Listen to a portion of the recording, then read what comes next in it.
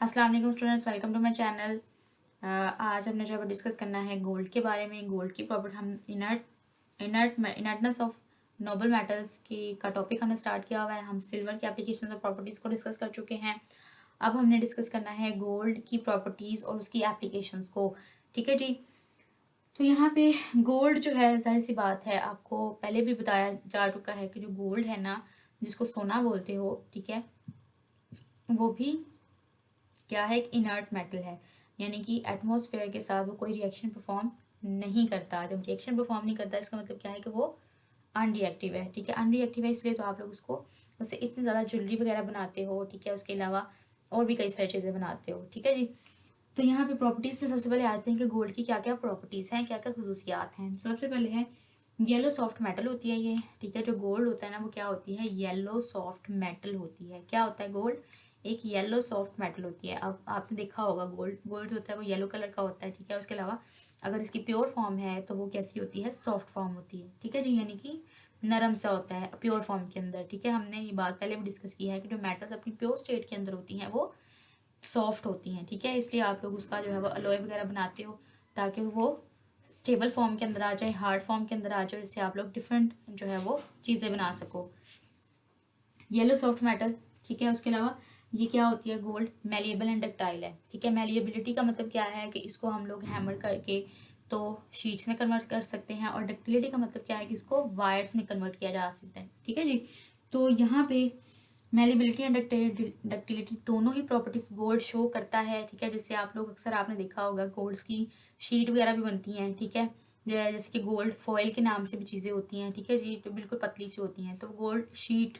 ठीक है, इसी तरह से वायर्स वगैरह भी होती हैं गोल्ड की। ठीक है, अक्सर लोग जो होते हैं वो जो कढ़ाई वगैरह करवाते हैं, ठीक है, जरी का काम करवाते हैं अपने जोड़ों के ऊपर, तो अक्सर उन्होंने सोने की तारें लगवाई होती हैं। ठीक है, तो वो वायर्स बनी होती हैं गोल्ड की। तो इसी प्रॉपर्टी को यूज करके बनाई जाती हैं, डक्टिलिटी की प्रॉपर्टी को, that is shown by gold. ठीक है, उसके बाद है ये कहता है कि अगर आपके पास 1 ग्राम गोल्ड हो, ठीक है, तो उसको आप वायर में कन्वर्ट कर सकते हो। 1 ग्राम गोल्ड बहुत थोड़ी सी क्वांटिटी में गोल्ड होता है, बहुत ही ना छोटा सा, बिल्कुल इतना सा गोल्ड होता है ये। ठीक है, इतना भी अगर आपके पास गोल्ड है ना, तो उसको क्या कर सकते हो, वायर में कन्वर्ट कर सकते हो, जिसकी लेंथ कितनी हो सकती है, 1 किलोमीटर। ठीक है, 1.5 किलोमीटर। ठीक है, यानी कि 1.5 किलोमीटर जो है उसकी लेंथ हो सकती है। 1 किलोमीटर कितना लंबा होता है। ठीक है, और 1.5 किलोमीटर आप उसकी जो है वो लेंथ बना सकते हो। अगर आपके पास 1 ग्राम गोल्ड है तो उसकी आप लोग 1.5 किलोमीटर लेंथ बना सकते हो, इतने लेंथ की वायर बना सकते हो। ठीक है, उसके बाद फिर वो बताता है ये जो है वो इनर्ट मेटल है। जाहिर सी बात है, पहले भी बताया गया है कि इनर्ट मेटल है, रिएक्शन शो नहीं करती। रिएक्शन शो नहीं करती एनवायरनमेंट के साथ, आपके एटमॉस्फेयर के साथ, ऑक्सीजन के साथ, पानी के साथ। ठीक है, तो इसलिए तो ये स्टेबल मेटल होती है। ठीक है, इसलिए आप लोग इससे इतनी ज़्यादा चीज़ें बनाने के लिए यूज़ करते हो। उसके बाद not affected by the atmosphere. ठीक है, and mineral acid and bases. Mineral acids कौन से होते हैं, ये ऐसे एसिड्स होते हैं जो कि केमिकल रिएक्शन के दौरान में प्रोड्यूस होते हैं। ठीक है, जो कि पानी में सोल्यूबल होते हैं। ठीक है, जब केमिकल रिएक्शन होता है तो उसके दौरान ये प्रोड्यूस होते हैं, इनको कहते हैं मिनरल एसिड्स। ठीक है जी। अच्छा जी, पानी में ये सॉल्युबल होते हैं। ठीक है, उसके अलावा पानी में सॉल्युबल होने के बाद इनऑर्गेनिक मटेरियल से ये निकलते हैं। ठीक है, इनऑर्गेनिक मटेरियल से ये जो है वो ओरिजिनेट होते हैं, जनरेट होते हैं बाय द केमिकल रिएक्शन, इसको कहते हैं मिनरल एसिड्स।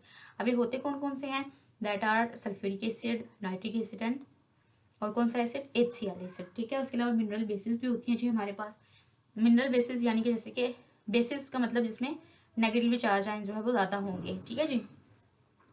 उसके बाद हम इसके एप्लीकेशंस पे आ जाते हैं। एप्लीकेशंस पे आ जाता है कि हम इसको किस किस चीज़ों के लिए यूज़ कर सकते हैं। तो एक इसकी जो चीज़ है वो ये है कि ऑर्नामेंटल मेटल है। ठीक है, ऑर्नामेंटल का मतलब क्या है कि इसको सजावटी चीज़ों के लिए यूज़ किया जा सकता है गोल्ड को। ठीक है, तो सजावटी चीज़ों के लिए जैसे कि अक्सर लोगों ने जो है वो गोल्ड से काफ़ी बनी हुई चीज़ें जो है वो बनवाते हैं। ठीक है, डेकोरेशन पीस के तौर पर भी। इसके अलावा और भी काफ़ी सारी चीज़ें जो है, जैसे कि गोल्ड का कई लोग तो कारों को जो है ना, जो कार्स होती हैं, ठीक है, उनके जो है बॉडी पार्ट्स वगैरह वो भी गोल्ड के बनवा लेते हैं। ठीक है, कई जो ज़्यादा रिच पीपल होते हैं, ठीक है, तो उन्होंने अपने घरों में इवन के वॉशरूम्स भी गोल्ड के बनाए होते हैं। ठीक है, तो इस तरह से जो है काफ़ी ज़्यादा ऑर्नामेंटल, ठीक है, या सजावटी अपने आप को सजाने के लिए जैसे ज्वेलरी वगैरह बनती है। ठीक है, तो ज्वेलरी के डिफरेंट डिफरेंट डिज़ाइंस बनते हैं। ठीक है, तो उसके लिए भी गोल्ड को यूज़ किया जाता है, ठीक है जी। उसके बाद फिर कॉइन्स वगैरह बनाने के लिए भी आपने गोल्ड के सिक्के तो देखे ही होंगे, ठीक है।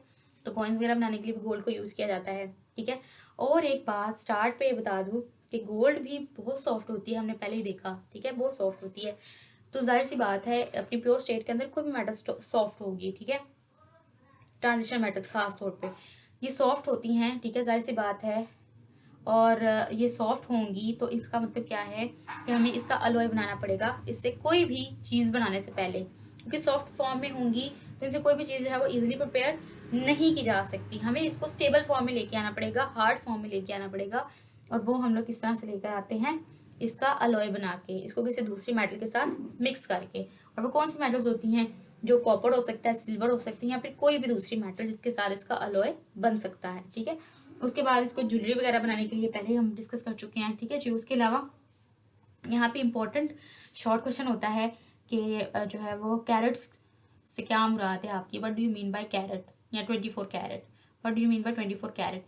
अच्छा, ये इनर्टनेस ऑफ मेटल में ना, ये जितने भी हम लोग मेटल्स देख रहे हैं, ठीक है, जो इनर्ट मेटल्स हम देख रहे हैं, इनकी प्रॉपर्टीज या एप्लीकेशन, या फिर दोनों ही, प्रॉपर्टीज या एप्लीकेशन में से कोई एक शॉर्ट क्वेश्चन आ सकता है किसी भी मेटल का, चाहे वो गोल्ड हो, चाहे वो सिल्वर हो, चाहे वो प्लाटिनम हो, ठीक है।